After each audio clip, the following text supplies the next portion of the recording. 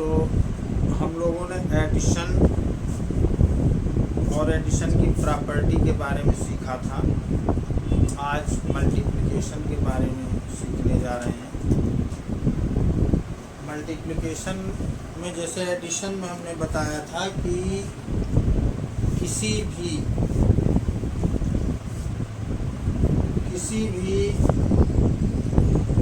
Matrix का multiplication addition कब possible होता है और कब पॉसिबल नहीं होता है। तो मैंने बताया था कि एडिशन तब पॉसिबल होगा जब उनके आर्डर सेम होंगे।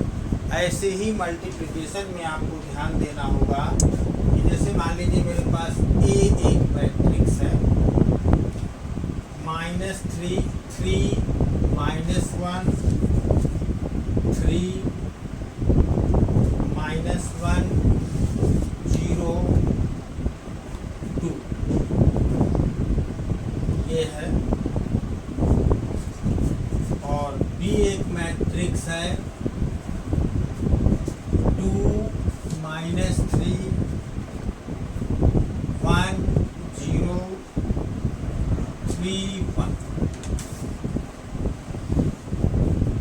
तो अगर हम ए बी निकालना चाहें तो ए बी निकालने के लिए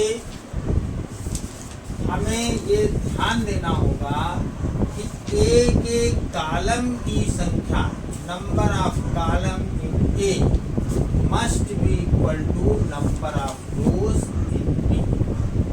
ए के कॉलम की संख्या बी के रो की संख्या के इक्वल होनी चाहिए।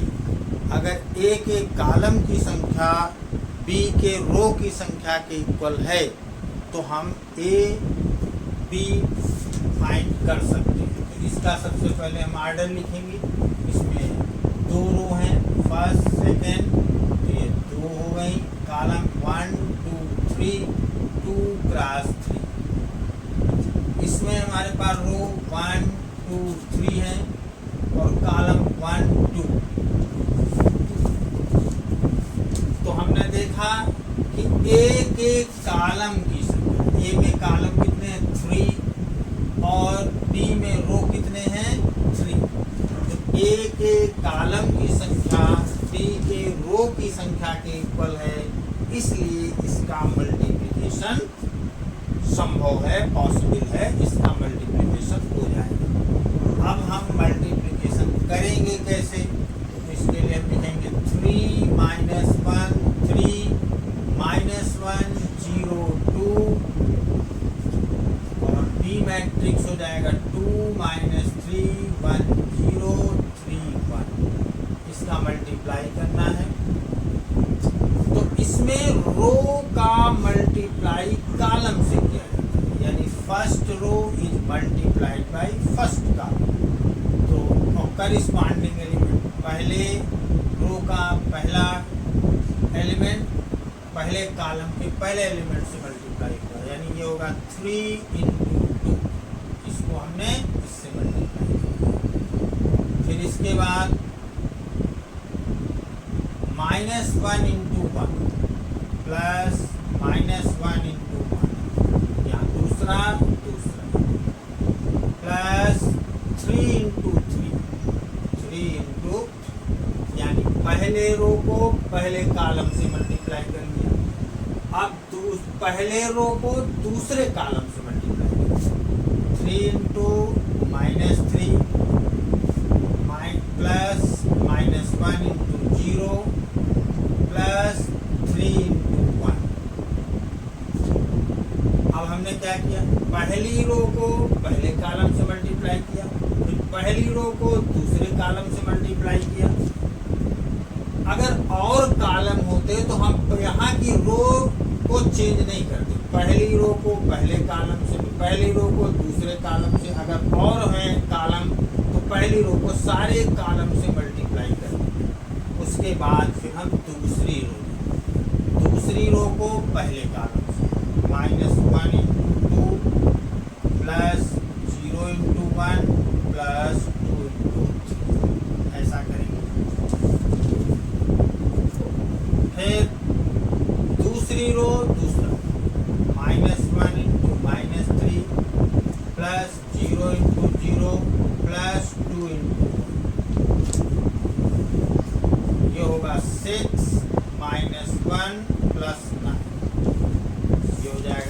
-9 प्लस 0 प्लस, ये होगा -2 प्लस 0 प्लस 6, ये 3 प्लस 0 प्लस 2, तो ये हो जाएगा 9 में से ये गया 8, 8 से 14 ये आ गया, -9 प्लस 3 ये -6 आ गया, 6 -2 4 आ गया, और 3 प्लस 2 5 आ गया। ये आपका AB निकला। तो तुमने देखा कि अगर हमें AB निकालना है तो किस चीज़ की ज़रूरत है? AB निकालने के लिए A के कॉलम की संख्या B के रो की संख्या के इक्वल होनी चाहिए। अगर है तो हम इसे मल्टीप्लाई कर सकते हैं। तो ये हमारी मैट्रिक्स 3 2 क्रॉस 3 की, ये मैट्रिक्स 3 3 क्रॉस 2 की। अब ये दोनों जो इक्वल थे वो हटा करके जो हमको मल्टीप्लाई में मैट्रिक्स मिलेगी वो 2 क्रॉस 2 की मैट्रिक्स मिलेगी। इस तरह से ये आपका AB निकल आया। AB, अब इसको अगर ध्यान से देखिए तो BA अगर आप निकालना चाहें तो BA में क्या होगा?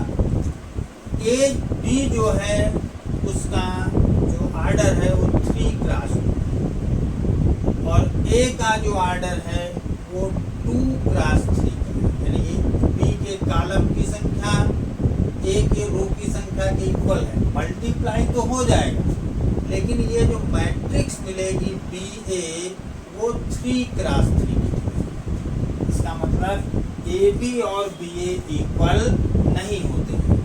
AB is not equal to BA in matrix.